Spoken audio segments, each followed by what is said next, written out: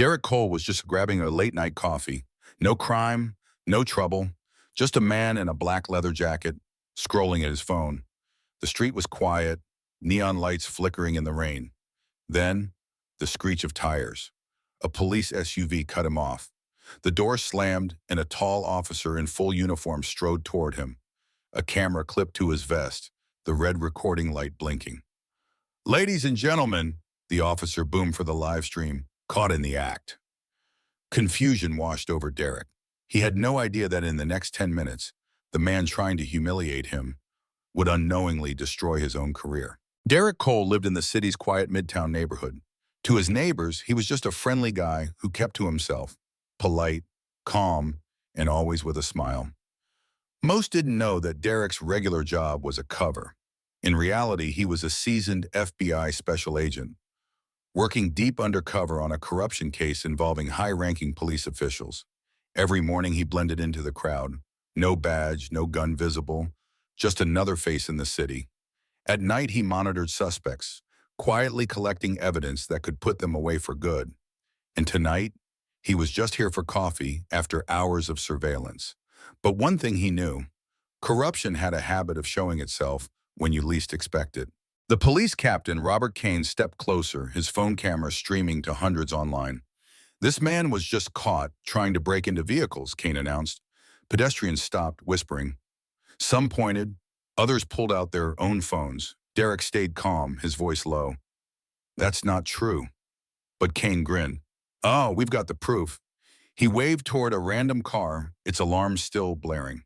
The crowd's eyes were on Derek. He felt the sting of humiliation, the kind Kane was aiming for. Kane pulled Derek aside, lowering his voice. "You people think you can just walk around like you own the place.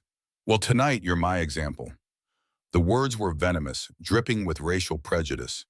Derek felt the anger rising, but years of training kept his tone even. As Kane searched him, Derek noticed the captain subtly planting something under the car. A slim metal device. A tracker. Or maybe fake evidence. Derek knew instantly Kane wasn't just doing this for fun. He was building a staged case. Live on camera. Derek reached for his wallet. "Careful," Kane sneered, "or I'll say you're resisting." Derek managed to keep his cool, knowing his FBI-issued recorder was running in his pocket. Small victory, but the crowd was buying Kane's lies. Backup officers arrived. None questioned Kane. One even cuffed Derek without asking questions. A woman from across the street shouted, "I saw the captain plant something." Hope surged. Kane turned his camera to her. "Ignore her. She's one of his friends."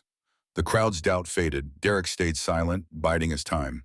As they reached the patrol car, Derek finally spoke up. "Captain Kane, you should know this entire conversation is being recorded on federal equipment." Kane laughed. "Sure it is." Derek leaned in, powerful, his voice low but firm. "And you should also know you're being detained under suspicion of evidence tampering, civil rights violations, and obstruction of justice." Kane froze. "What are you talking about?" Derek reached into his jacket and slowly flashed his FBI badge. The crowd gasped. Phones kept rolling. One of the backup officers took a step back. Derek spoke clearly for the cameras. This man attempted to frame an innocent citizen for internet attention. He also planted false evidence, and it's all on his body cam. Kane's face turned pale. He stammered, "We can talk about this." But two plainclothes FBI agents emerged from a nearby car, moving in to cuff him. Within seconds, the live-stream viewers were watching the captain being led away, the humiliation now his. In the weeks that followed, Captain Kane was stripped of his rank and charged with multiple crimes. The department issued a public apology, and new policies were introduced to prevent performance policing for social media fame. Derek returned to his quiet life, still undercover, still hunting corruption. His message was simple. Real law enforcement protects the truth, not their ego. Because justice isn't about who's loudest, it's about who's right.